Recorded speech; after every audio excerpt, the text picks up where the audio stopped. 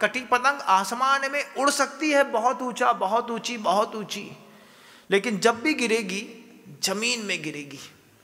और एक पतंग ऐसी है जिसकी डोर कहीं बंधी हो, जाकर के बोलना पड़ता है गुरुओं से, आप मुझे देखते रहिएगा, आप जैसा बोलेंगे मैं वैसा करूंगा। क्यों? मार्ग ऐसा अनभिघ्न है, इस अनभिघ्न मार्ग में बड़े बड़े गुरुओं की कृपा के बिना चल नहीं सकते, व्यवहार मार्ग भी खराब हो जाता है। तो जाकर के समय समय पर पूछना पड़ता है। गुरुवर के पास जाता था, गुरुवर के पास जाकर के बैठ करके बोलता था, कभी अकेले में चला गया, जाते ही साथ हाथ जोड़ लिया, हाथ जोड़ करके बोलता था, मुझसे पूछता था आप मुझसे संतुष्ट तो है ना, ऐसा पूछ लेता था। जैसे ही पूछता था आप मुझसे संतुष्ट तो है, तो रो देता था वहीं पे गुरुजी के सामने ही, क्योंकि हमने कुछ गलत किया नहीं, लेकिन पता नहीं आचार्य महाराज हमारे बारे में क्या सोचते हैं, आचार्य महाराज जी हमारे बारे में क्या धारणा बना रहे हैं। तो बार बार उनके पास जाकर के उनसे हाथ जोड़ करके अपने वाणी गदगद यन वपुः पुलकयन नेतद द्वयम श्रावयन, पूछने वाले की एक शैली होती है, वाणी गदगद यन, वाणी में गदगद पना, वपुः पुलकयन, शरीर में रोमांच खड़ा हो जाना, जैसे ठंडी में ठंडे पानी का हाथ लगा दो तो रोम खड़े हो जाते हैं, ऐसे शरीर का रोम खड़ा हो जाए, वाणी कुछ अवरुद्ध हो जाए, नेतद्वयम श्रावयन, दोनों आंखों से थोड़ा जल बह जाए। फिर गुरु के पास भक्ति के साथ बैठ करके पूछता था गुरु जी से, आप मुझसे संतुष्ट तो हैं, मैं कुछ ऐसा तो नहीं कर रहा जिससे आपको संतुष्टि हो। तो आचार्य से हाँ ठीक है, सब बढ़िया है, अच्छा, इतना जब बस वो बोल देते थे सब बढ़िया है, अच्छा है, ठीक है, कोई विकल्प नहीं है, इतने में लगता था कि सारे अपराध माफ हो गए। और उसमें भी अगर गुरुवर को कभी कुछ कहना रहा तो गुरुवर कह भी देते थे, आचार्य से कहते थे आप लोग इस तरीके का व्यवहार करते हैं, ये ठीक नहीं है। हाँ गुरुदेव, आपने संकेत दे दिया है, अब हम सुधार लेते हैं, कुछ बोलो तो आप बोलो और हम सुधारेंगे, हमारी जवाबदारी है। ये जैसे ही गुरुवर ने कोई संकेत दिया तो खुद के साथ भी और कुछ साधर्मियों को भी बता दिया, ये 3-4 लोगों को इस बात की जानकारी होना चाहिए, आप ध्यान रखिएगा। जी गुरुदेव, कम से कम पता तो चला कि महाराज के, आचार्य महाराज के मन में हमको लेकर के कोई विकल्प है, पता तो चला। तो बार बार आचार्यों के पास जा करके जब मिले, उनके पास जा करके भक्ति के पास बैठ करके हाथ जोड़ करके पूछना होता है, आप मुझसे संतुष्ट तो है? हाँ मैं आपसे संतुष्ट हूँ। इतने में निर्विकल्पता शिष्य को भी बढ़ती है, साधु को भी लगता है कि ये शिष्य जो है अभी भी हमारे इस वृक्ष से रस ले रहा है, ऐसा नहीं कि डगाल में टंगा तो है लेकिन रस लेना बंद कर दिया। परिवार में कई बच्चे ऐसे होते हैं ना, परिवार में रहते तो हैं लेकिन परिवार से रस नहीं लेते, उनकी अलग ही जिंदगी चलती है।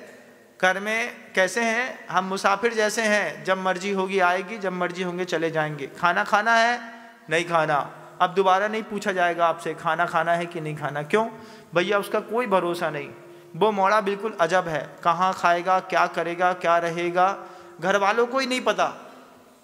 रहते घर में है, घर वालों को पता नहीं क्या हुआ, घर में रहता तो है लेकिन घर से रस नहीं ले रहा, संग में रहता है लेकिन संग से रस नहीं ले रहा। संग में जाकर के आचार्य महाराज की सेवा करके उसका रस निकालता है, तो रस न निकाल करके बचने का अगर प्रयास करता है, छिपने वाले कभी छिप नहीं सकते, आज नहीं तो कल आपको सामने फेस करना पड़ेगा। हम लोग हमेशा एक दूसरे से कहते थे, आचार्य से डरने से अच्छा है आचार्य का सामना कर लेना। सामना करने पर 1 बार 2 बार 4 बार आदत पड़ जाएगी तुमको भी और उनको भी कि ये मट्ठर है, ये गलती करेगा, खुद आकर के सामने आकर के बोल देगा। तो इस तरीके से जब आप गुरु के सामने जाकर के खड़े हो जाएं, उनसे पूछ लें वे संतुष्ट हैं तो तीर्थंकर संतुष्ट हैं। क्यों?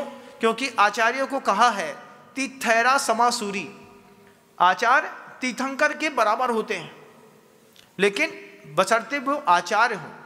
फूल फलों से जो लदे घनी छाम के वृक्ष, शरणागत को शरण दे श्रमणों के अध्यक्ष।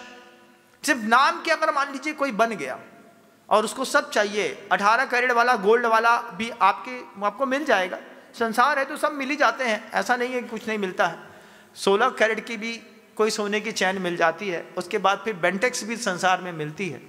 लेकिन अगर आपने 24 कैरेट 22 कैरेट देखा हो और फिर आप उसके साथ रहे हो, तो 22-24 कैरेट के साथ रह करके अपने आप को भी 22 कैरेट और 24 कैरेट बनाने की कोशिश करिएगा, तब जीवन की सार्थकता होती है।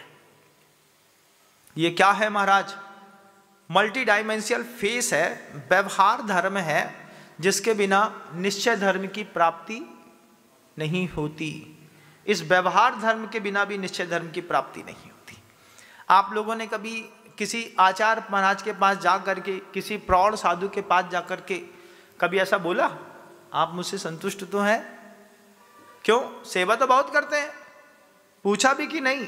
और मान लो साधु ने कह दिया, अरे महाराज आपसे तो ना पूछेंगे आपसे पूछेंगे तो आप कुछ और बोल दोगे। हम क्या बोल देंगे? अच्छा बताओ, तुम्हारी ताकत से बाहर क्या बोल देंगे? एक छोटे से बच्चे को माँ कितना बड़ा लड्डू खिलाती है, जितनी उसकी हैसियत होगी पेट में पचाने की, उतनी बड़ा तो खिलाती है कि उससे ज़्यादा ठूस देती। ले तेरे पापा ने नहीं खाया, अब तेरे को खाना पड़ेगा, तो ठूस देती है क्या? नहीं ठूसती। वो जानती है हमारा बच्चा है, हमारा बच्चा है, इतना ही खा पाएगा, इससे ज़्यादा नहीं खा पाएगा। जितना खा पाएगा कम से कम उतना तो खा ले, उतना भी नहीं खाना है, तुम्हारे हाथ से नहीं खाना है। हमारे हाथ से नहीं खाओगे तो रोगे, तुम बात को ध्यान रखियो। हम उतने ही देने की कोशिश करते हैं जितनी सामने वाले की सामर्थ्य हुआ करती है। सामर्थ्य नहीं होती तो कुछ देते भी नहीं। जिसकी किस्मत होगी वही तो अपनी सामर्थ्य का प्रस्तुतिकरण करेगा। ये मल्टी डायमेंशनल फेस व्यवहार धर्म है। अपनी जाति की रक्षा करना, अपने बल की रक्षा करना, अपने कुल की रक्षा करना, अपने ज्ञान की रक्षा करना।